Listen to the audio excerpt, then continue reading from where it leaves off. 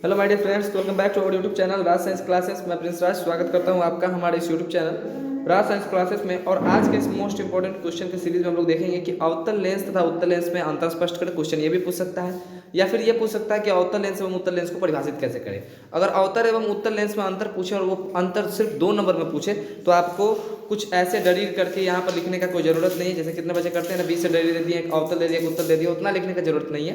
सिर्फ उसका परिभाषा से भी काम चलाया जा सकता है। ठीक है, चलिए जानते हैं क्या कि अवतल लेंस एवं उत्तल लेंस में अंतर क्या है 2 नंबर के क्वेश्चन के लिए।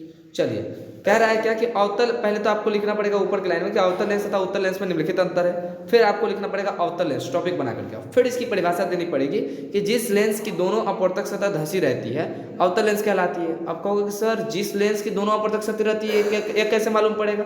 तो जिस लेंस की दोनों अपवर्तक सतह धंसी रहती है, अपवर्तक मतलब समझते हो, परावर्तक नहीं, दर्पण का परावर्तक सतह होता था, लेंस का अपवर्तक होता है। देखो, एक को ऐसे धंसा दो और एक को ऐसे धंसा दो, ठीक है, और नीचे से ज्वाइन हो जाता है। ठीक है, तो ये क्या बन जाएगा? अवतल लेंस बन गया। ठीक है, और ये वहाँ पर होता है प्रकाशिक केंद्र, जो भी हम मुद्दा दिए हैं। ठीक है, तो जिस लेंस की दोनों अपवर्तक सतह धंसी होती है, एक अपवर्तक सतह ये रहा धंसा हुआ और दूसरा अपवर्तक सतह ये रहा धंसा हुआ, तो जिस लेंस की दोनों अपवर्तक सतह धंसी रहती है उसे क्या कहते हैं? अवतल लेंस कहते हैं। हो गया।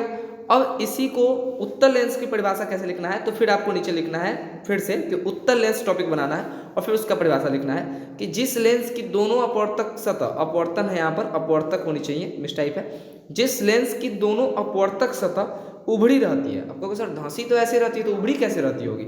जिस लेंस की दोनों अपवर्तक सतह उभड़ी रहती है उसे क्या कहते हैं? उत्तल लेंस कहते हैं। एक एग्जाम्पल देकर के समझाते हैं। क्या बोला है? लेंस की अपवर्तक सतह क्या होनी चाहिए? उभड़ी हुई होनी चाहिए। ठीक है, तो चलिए हम आपको दिखाते हैं किसी अलग से। ये रहा आपका उभरा हुआ लेंस। ठीक है, ये रहा, देख रहे हैं, एक अपवर्तक सतह ये हो गया जो उभरा हुआ है और दूसरा अपवर्तक सतह ये हो गया जो उभरा हुआ है। ठीक है, तो जिस लेंस की अपवर्तक सतह उभरी हुई रहती है उसे हम क्या कहते हैं? उत्तल लेंस कहते हैं। तो हम इसको क्या बोल सकते हैं? इसको हम उत्तल बोल सकते हैं। ठीक है, और ये रहा अपना ये रहा अपना प्रकाशिक केंद्र बीच में। ठीक है, और ये हो जाता है प्रधान अक्ष।